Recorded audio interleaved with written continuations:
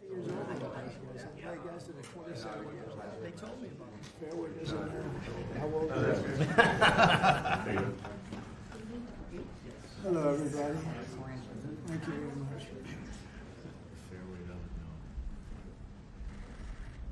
Well, this is very exciting. This was one of the greatest moments in the history of U.S. sports. I wouldn't say maybe for other countries they weren't so thrilled, but for U.S. sports. And we have a very exciting team of champions standing behind me. Mr. Attorney, could you read what we're doing right now and get it done? This is H.R. 452, the Miracle on Ice bill. The United States Congress has authorized 3 medals to be struck commemorating the historic victory of the United States men's hockey team in 1980 at the Lake Placid Olympics, where they obviously defeated the Russians or the Soviet Union, in the famous Miracle on Ice hockey game. This will serve as a fitting commemoration of that incredible achievement and will hopefully be a lasting memorial of that achievement going forward, sir. This was an amazing event. Pretty big, I mean, I don't know. There were some other upsets in the world. I haven't noticed them getting any of these, right? I think you're the only ones. That's great. Well, we don't use auto pens here. It's a great achievement. Okay, wait a minute. There you go, Mike. Take that. Thank you, sir.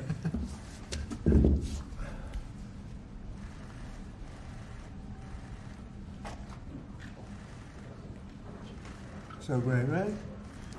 Most of these people are too young to remember that. But the real sports fans know it. Thank you very much. It's a great honor to have the media, too.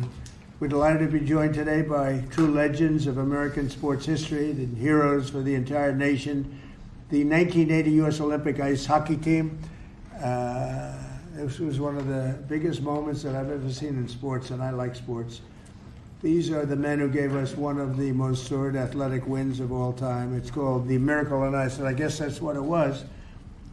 We're with us today by players like Jim Gregg, Steve Janicek, Bill Baker, Dave Christian, Ken Morrow, Jack O'Callahan, Mike Ramsey, Neil Bratt, Mike Urizioni, Rob McClanahan, Buzz Schneider, Dave Silk, Phil Bercoda, and numerous others. And what I'd love to do, when you have all of these media people, it's a nice, slow afternoon. Nothing's too slow around here. I think we just did a very good job with Thailand and Cambodia. We had them stopped, and I've been saying I stopped 8 wars, but they started shooting at each other 2 days ago. It wasn't good. And we got it, I think, straightened out today. So Thailand and Cambodia is in good shape. So we get a lot done. 8 wars. Nobody's ever stopped 8 wars. We have 1 more to go. The easiest one, I thought, would be a country that you're somewhat familiar with, Russia and Ukraine. But a lot of progress is being made even there. Could I ask you to just say your name? And if you have anything to say, you could say that also. And then we'll get on with reading some of the stats. Yeah, my name is Ryan Suter. I'm here representing my dad, Bob, who passed away. It's a true honor for me to be a part of this, and thank these guys for allowing me to be a part of their team. And thank you for having this and hosting us. Your father was some player, incredible player. Did you ever play ice hockey? I did, yeah. Let me ask you, how good was he compared to his father? I'm not answering. Mr. President, Ryan just played 21 years in the NHL. Wow. He played 1,500 games in the So, NHL. pretty comparable, though, right? Better? You think better? Yes. You can say he can. His dad was tougher. I've heard he might be better. Dad was tougher, you're right. Dad was tougher, but he's better. But you got good genetics. You had a great career. How long did you play? I played 21 years. Wow. Yeah. Well, you look pretty good for a guy who played 21 years. It's a rough business. Congratulations, Thank and you. great father. Thank you very Great much. father. Please. I'm Taria Lewis, and I'm here representing my dad, Mark Pavlich. I'm so honored to be here. I'm at a loss for words, to be honest. Like, I can't believe this is real. And I want to say to you, President Trump, I know so many people from Duluth, Minnesota that love you. And thank I you. just, yes, yeah, here, thank you for having us here. Thank you. So, yeah, And you had a great father, thank you so a much. great, great player. So amazing. Thank you very much, right? Very serious. Thank you very much. Thank you for being here. Please, go ahead. I'm Ken Morrow. An Yeah? honor to meet you, Mr. President. Yeah. What a great win for our country, and if people don't remember, that's where the USA chant started in Lake Placid. That's right. Yeah. I tried to take credit for that. you had to bring that up, didn't you? Well, that's the end of that. That's all right. Thank you very much. Hi, I'm Jim Craig, and it's an honor to be here. I'm so proud of all my teammates and what we were able to accomplish for our country. And when you get a chance to represent your country, whether it's in the military or a sport, and you do something really special like our team did and then be recognized many years later. So, Mr. President, I want to thank you for your courage that you show the country every single day. Thank you. And for making our country safe again. Thank you. Yeah, we're doing that. I appreciate that very much. I didn't know you were on that team. Was Cash? Was Cash on the team? I was the trainer. I was the trainer. Great. Thank you for being here. He's doing a great job, too. Thank you, Cash, very much. Buzz Schneider, Mr. President, thanks for having us here. Thanks, Congressman Stauber, for writing legislation with the least spot, and Tom Emmer. It's a privilege to be here, and we accomplished a wonderful thing, and I will say that I got 19 beautiful people I did it with. It was awesome. All That's good, true. solid people. Thank you. Thanks again. They are. So you have to be solid. Right? Thank you. Please. Hi, I'm Neil Broughton from Minnesota. Thank you, Mr. Trump. It's an honor. You're celebrating us, and I can't believe I'm even here. It's an amazing office. It's unbelievable. Everybody that comes here, they can. The biggest people in the world, they come into this place and they go, wow, it's the Oval Office, most important office anywhere in the world, not even close. Thank you very much. Mr. President, Michael Ruzioni, on behalf of the team, we have a replica hat that we wore at the opening ceremonies in Lake Placid. Thank you. We'd like you to have that. Wow. And more importantly, I don't think words can explain how proud we are for what you've done for our team. Thank you. Thank you very much. Let's see, what do I do with that strap? There you go. Now we can take a picture. Yes, you got to take a picture. You remember a certain governor in Massachusetts when they put that helmet on? That was not good. Michael Dukakis. Yep. They put that helmet on. That was the end of his political career. Okay, that's good. But the honor that you bestowed upon our team is something that's incredible. Thank you very much. Thank you. Well, I feel it. Thank you. Mr. President, hello, I'm Jack O'Callahan from Hey, Charlestown, Jack. Mass. Thanks. And grew up on the battlefield of where the Battle of Bunker Hill was fought. And that's where it all started. And thank you so much for having us here. We're a bunch of proud Americans, and we're thrilled to be in your presence, sir. Thank you very much. I'm thrilled to be with you guys. Winners, champions. Mr. President, my name is Dave Silk, and Yeah. like Jack said, I'm a proud American. Thank you for having us here, and thank you to all that put this on for us. Well, Thank you. I'm honored to be here. Thank you, Bill. It's really nice. Thank you. Mr. President, Bill Baker. I'm from Minnesota. I know that right now that doesn't ring very well. Hopefully we can get that turned around. Do we have Somalians in the, any Somalians on the team? I don't think so. Ilya and Omar. The pride we felt in 1980 was Yeah. incredible, and we are starting to feel that again thanks to your leadership. Thank you very much. Well, you know, Minnesota's a great place, and this is a great leader right here from Sure is. Minnesota. He loves it.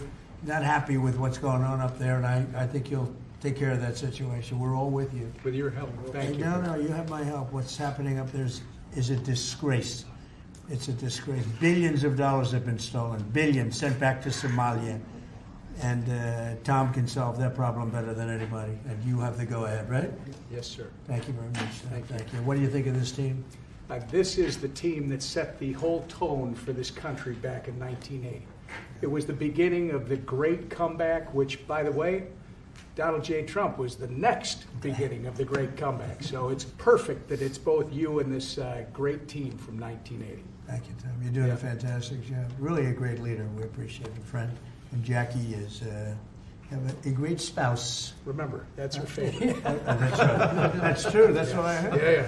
And Elise, everybody knows Elise. She's doing phenomenally well. A really tremendous congresswoman, and she's running for a little position called Governor of New York, and she's got a hell of a shot at it. That's all I can see. I see polls that look very good, and we could use you in New York. She's got a little competition and with a very good Republican, but she's a great Republican. So we'll see what happens, but Elise is respected by everybody, and we appreciate it. Thank you so much, Mr. President. As the representative for Lake Placid, this is so meaningful to my constituents, and we are home of the Miracle on Ice, and it's wonderful to be here with these teammates who just stood so proudly for Team USA. Thank you. Thank you, Elise. Thank you. Please. My name is Dan Brooks. I'm the son of Coach Herb Brooks. It's an honor to be here, Mr. President. My dad, he believed in the American hockey player. He believed in his country. He loved this team. He loved his country. I wish he was here, but it's an honor for me to represent him. So thank you for having me. Well, your father was a great guy. I knew him a little bit, and he was an amazing coach. What he did was just incredible. He was tough, but fair. He was tough? Was he tough on you? Yeah. I lived with him for 20 years. But good. I was saying, my father was tough too. My father was tough, but good. Yeah. Right? They were good people. Thank you very much. It was an honor to be his son. Thank you very much. Yep. He'd be very proud of you right now. Rob McClanahan from Minnesota. I'm just echoing everybody else's words. It's an honor to be here, and it's an honor to be a teammate of this great team. It's all about we, and we're great teammates. Yeah. That was really a perfect case of it. Yep. That team was a perfect case. Please. I'm honored to be here. I'm representing my brother Mark, who died in 2024. I know he's looking down with a big smile on his face. Great player. Yeah, and I'm sure I am honored, and I know he would be too. Thank you. Thank you very much. Thank you. Mr. Trump, Dave Christian from Warwood, Minnesota, Hockeytown, USA. Is it still? Is it? It still is. But it's a privilege and an honor to be here with the greatest teammates anyone could have. Thank you very much. Great honor. Great job. Mr. President, Mike Ramsey. I'm also from Minnesota and Minneapolis. It's not Hockeytown, Minnesota. It's an honor to be here with my teammates and you. This is awesome. Thank you. Great to have you. Thank you very much. Mr. President, Steve Janaszak, also from Minnesota, White Bear Lake, Minnesota. It's Right. not as big as it sounds. I backed up Jimmy Craig, and I want to thank all you guys for the job that you did. Pleasure to be a part of this team, and luckiest guy on this team. Yeah. Jimmy Craig was pretty good, right? I know goaltending, and he did an awesome job. Yeah. Pretty good. Yeah. That's great. Thank you very much. Great honor. Thank you. Wow, I didn't know he had to talk. What do you think, Phil? I'm speechless, of course, but I'm Phil Burkota, originally from Duluth, Minnesota, and certainly, like all the other gentlemen here, we're having a wonderful, wonderful day, and just seeing the history of Washington, D.C., and you know, the invitation and the award is beyond what I can imagine. Well, it's an honor, and so many people from Minnesota with something. Good hockey blood, huh? Oh yeah. No, so many people. A lot of the team. Congratulations, and Minnesota's going to be back, right? It better be back. Going to be back. Going to be back. You got a little bad governor up there, a couple of other little problems. But it's going to be back. And unbelievable people in Minnesota. 45 years ago, this tremendous group of collegiate players and amateurs faced overwhelming odds against the Soviet Union in Lake Placid Winter Olympics. They said it was the greatest team ever put together, the Soviet team. They weren't saying that about you, but you were damn good. And they were saying that team was unbeatable. The same month, the USSR's hockey team had crushed our squad. They did I guess an exhibition game of some kind, and it was not pretty, 10-3. And people were not even looking forward to this game, fellas, I hate to tell you.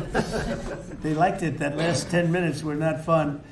The Soviets had not lost an Olympic game since 1968, and they were coming off a 4 straight gold record, gold medals. In 64, they won the gold, 68, 72, and 76. Other than that, they weren't that good, right? They were great. And this was supposed to be the best team that they ever had. So I wasn't looking too sharp for our great champions behind me. As one American sports writer put it at the time, the whole world expected the Soviets to win, quote, unless the ice melts. So that wasn't a very good statement. But then it began. Despite the long odds, the Team USA blazed through the group stage, meaning other countries went through them pretty easily, advancing to a long-awaited rematch against the USSR. 3 times we went down by a goal. For most of the game, they were down by a goal 3 times, and then remarkable players put America back on top where we always wanted to be. Buzz Schneider, he scored the opening goal and a slap shot from 50 feet. That's a big slap shot. That's a big. How the hell did that happen? Was there goal? I thought they had a good goal. They did have a good goalie. The pass came across the ice. I caught him going the other way. It just happened, right? Miracle, they call it. Miracle. Thank you. That's a long one, right? Yeah, That doesn't. one, How often does a 50-foot shot go in? Not too much, right? That one. Well, you have a little extra power. You're strong. You were a strong guy. That ball, that's something. That puck was hit. We have a puck here. Does this mean anything, or is this something you just gave me? I gave the FBI hockey pucks to the well, team. that's good. Well, I'll put it here on top of a piece of gold. In the second period, Jim Craig withstood a barrage of shots on goal and kept the dream alive. That's the guy, right?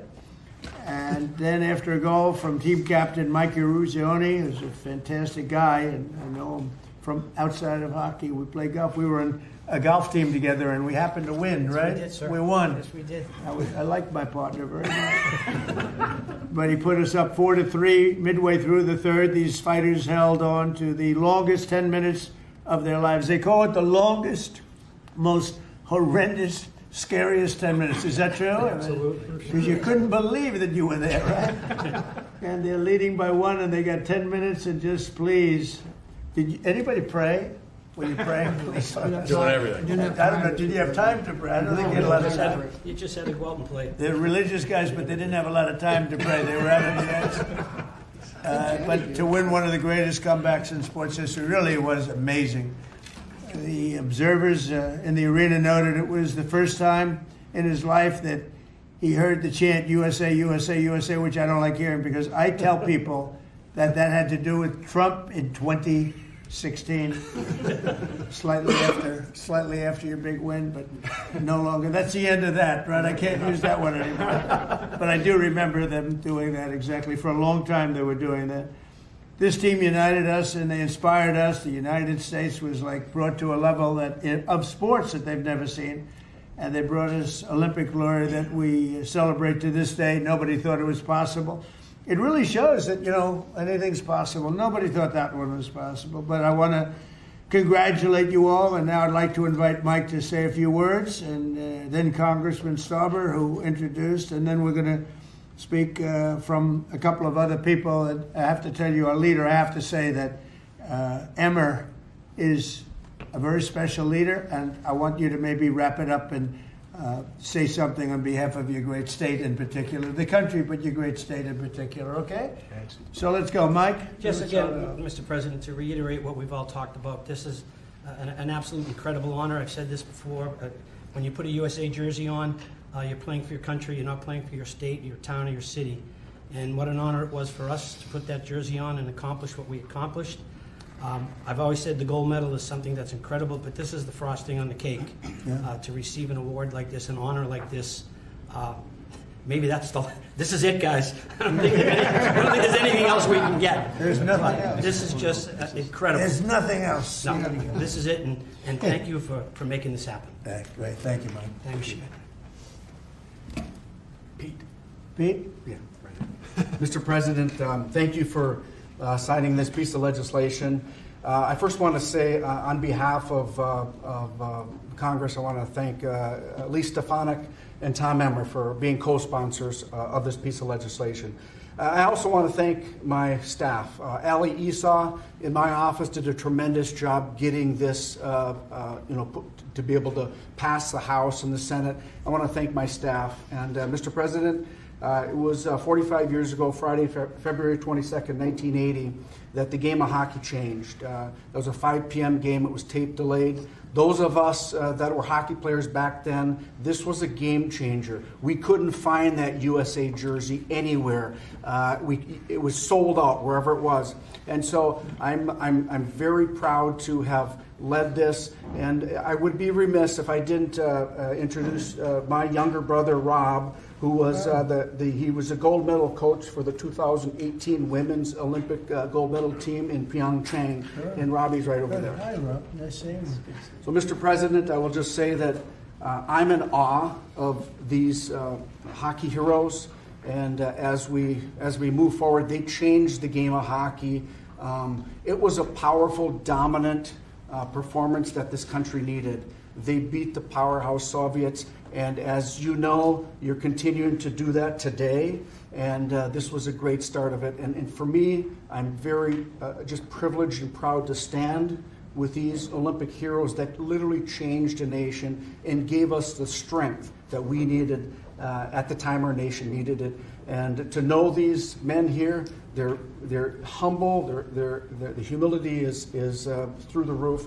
And I just want to thank you for signing this. This means a lot to me personally, but it means more to the team. When I talked to him this afternoon, as Mike just said, it's the cherry on top of what they did for this country. And thank you for signing it, and I appreciate it. Well, we love it, and he was a really great hockey player too. So let me ask you a question: was your brother in this category of hockey player, or slightly less? You want to answer that? See, he was smart. He was better than I. He was better than me. Robbie was a goaltender in the National Hockey League as well. So wow, that's pretty good. He was Boy, much better than me. That's a lot of good genetics in this whole thing. But you were a hell of a player too. Thank you, Mr. President. Thank you, Pete. So we're gonna one more. Well, President, we would like to do one more thing. Oh, sure. Take a photo with our hats off. Yes. Okay, let's go. Fix my hair. From Minnesota are used to wearing hats. Okay. Straighten it out. Take a good one. You have Dan? Let's go, Dan. Get with it. Get with it, Dan. Oh, there we go. Good photography. You got a little off guard.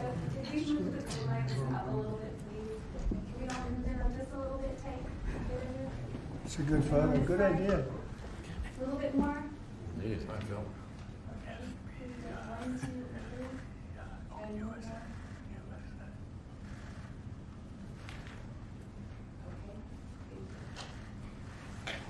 So we're going to finish up with Tom Emmer, and he's been just a fantastic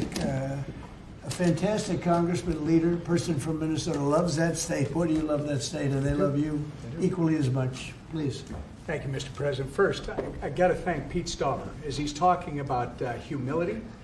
Pete Stauber actually was in the White House as a national championship captain of a national championship hockey team back in the 1980s. Not bad.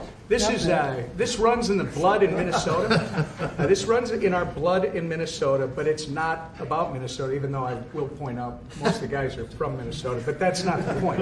It doesn't matter if it's Massachusetts, Minnesota, Michigan, Wisconsin, wherever players came from back then, they were all Americans. That's what mattered, and they were an inspiration. And you know what it means to my state?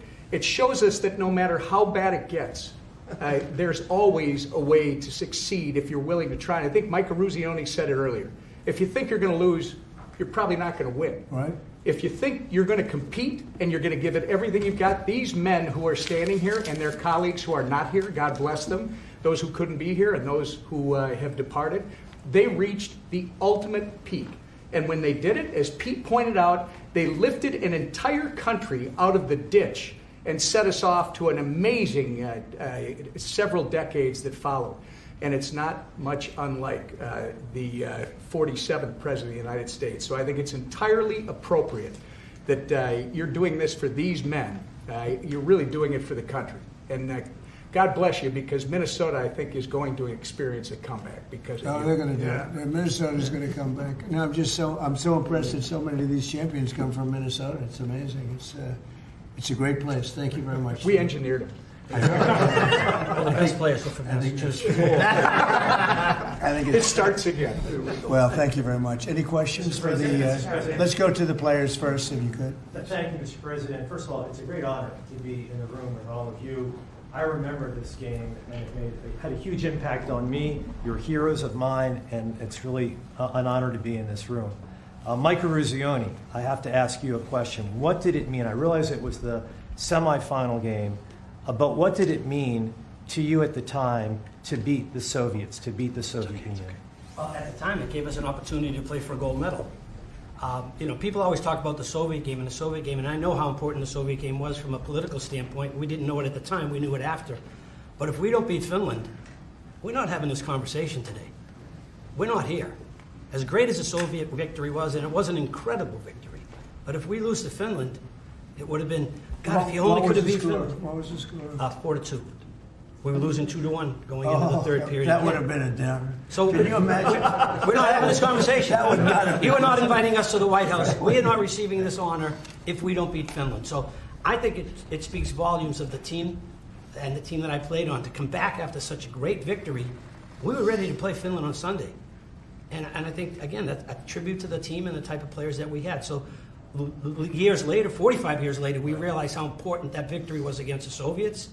But I think a lot of us take great pride in knowing that we closed the deal by beating Finland. If you didn't win that final game, We're not here. Nobody would. We wouldn't have played You golf. wouldn't be here. I We would would've not been have invited you. I would have said, "You got to be kidding." Yeah, what happened to Finland? Mike could be driving Uber.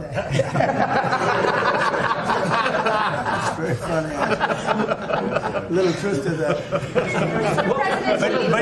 But you did win. What's the lesson for Ukraine from this win from 45 years ago when you defeated Russian team against all odds? Well, it's a very similar situation, isn't it? Let's see what happens. We're working on seeing if we can make a deal right now. We're gonna see. We'll soon know, I guess. We're gonna see a lot of death. Last month, fellas, 25,000 soldiers were killed in Ukraine and Russia. 25,000. Can you imagine that? It's ridiculous. Maybe we should send our team over. If I could, you guys were a team of amateurs. What do you think about the NIL, the deals that are being made with players, and they're hopping around schools? What do you think about it? I'll get your thoughts on that. My thoughts are, I don't like it. I don't like the nil. I don't like the portal. But that's the state of college sports today, and we have no control over that. I don't like it, and a lot of people that I've spoke to don't like it either. But we have no say in it. Well, I think we maybe do have a say. I think that it's a disaster for college sports. I think it's a disaster for the Olympics because, we're losing a lot of teams. The colleges are cutting a lot of they would call them sort of the lesser sports, and they're losing them like at numbers nobody can believe. And they were really training grounds, beautiful training grounds, hard-working, wonderful young people. They were training grounds for the Olympics. And a lot of these sports that were training so well would win gold medals because of it. Those sports don't exist because they're putting all their money into football. And, by the way, they're putting too much money into football because colleges don't make, even the most successful universities don't make that much money. And you can't pay a quarterback $14 million to come out of high school. They don't even know he's going to be a very good player. I mean, they've tried a couple of times. $14 and $12 million. And a couple of deals like that, and the most successful colleges are losing money. And I think the NIL is a disaster for sports. It's horrible for the Olympics. And I think it's actually horrible for the players. And you're losing all of these great sports. They're not college football.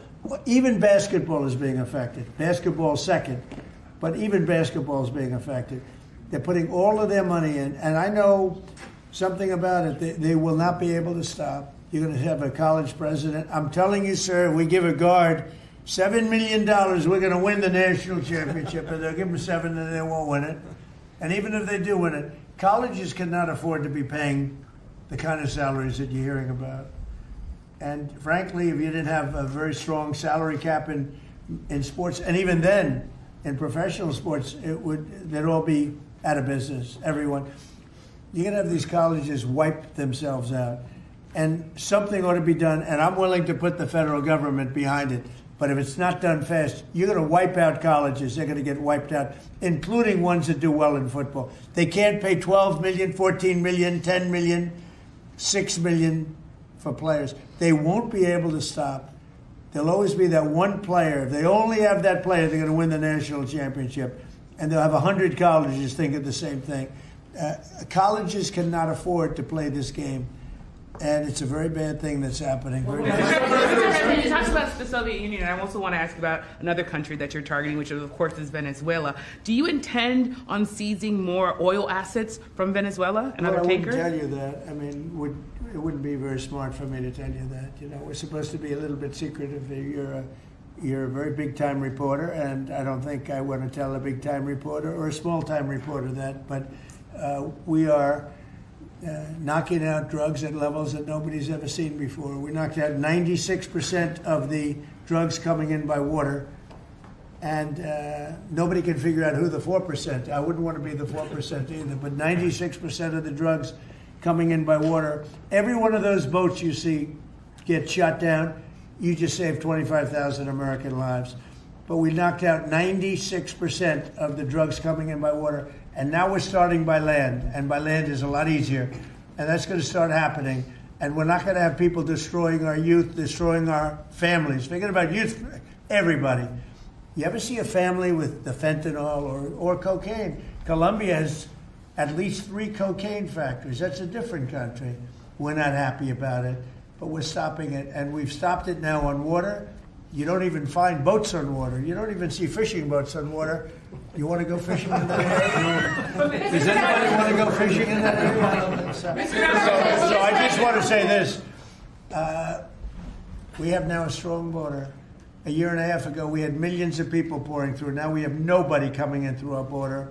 And we have a strong country. We have a country that's respected, and we're going to keep it that way. And we're not going to let people kill 300,000 people a year with drugs. Mr. President, can I also just ask you one more follow-up question, Yeah, Mr. please. President? The fraud that you've been pointing out, talking about in Minnesota specifically. There have been some reports resurfacing and circulating, even by your own administration, alleging Ilhan Omar's marriage to her brother. And this would be a fraudulent situation if there, in fact, is found to be fraud. In a situation like that, would you like to see her denaturalized or others who have similarly committed fraud? Well, I think in she's Minnesota? very bad for our country. All she does is complain, complain, complain.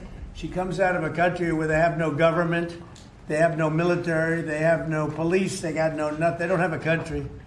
And they run around killing each other. And then she comes over here. She tells the United States of America how it should be run. We don't want to hear from her. I don't want to hear from her. I don't want to speak for Emmer, but I don't think Emmer particularly wants to hear. But don't say it because I don't want to get you in trouble, okay? Just be nice and easy, all right? I'll do it for you, but that part I'll do. But I just want to say that there's nothing worse than a person that comes in and does nothing but bitch and comes from a place where she shouldn't be telling us what to do. She shouldn't be telling us, and everybody agrees with me. And what's happening in Minnesota with Somalia, where billions of dollars is being stolen, right, like candy from a baby, we're not going to let that go on. And it's too great a state to have that happening. And guys like Tom Emmer and others, Pete Stauber, guys like them, they're going to stop it. And they're going to be given the authority to stop it. Because this country's not going to put up with it anymore. On Venezuela, you talked about land strikes happening soon. Is there anything at this point that can prevent that? And is the objective, if you make that decision, well, I don't want to say that, but it's not only land land strikes on Venezuela. It's land strikes on horrible people that are bringing in drugs and killing our people. You know, if we were in a war and we lost 300,000 people in a year, because that's what the real number is. It's not 100. You know, you keep hearing 100. And it's a lot worse than that because the families are devastated when they lose their child. If we were in a war and we lost 200,000 or 300,000, but I think it's more than 300,000, and that's a war that's like a war that would be unparalleled. Nobody's ever seen anything like that, and that's what's happening. So it doesn't necessarily have to be in Venezuela. It's people that are bringing in drugs to our country are targets. Mr. President, at the end of this year, those extended Obamacare subsidies expire.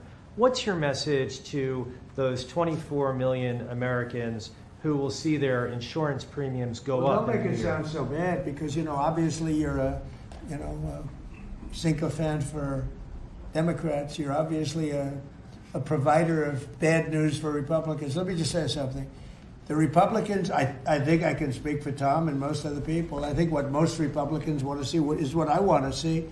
And I leave it to them, and hopefully they're going to put great legislation on this desk right here. We want to see all of the money that's been squandered and given to insurance companies, because Obamacare is horrible health insurance. It's far too expensive, and it always has been. But what it really is a way of making insurance companies rich.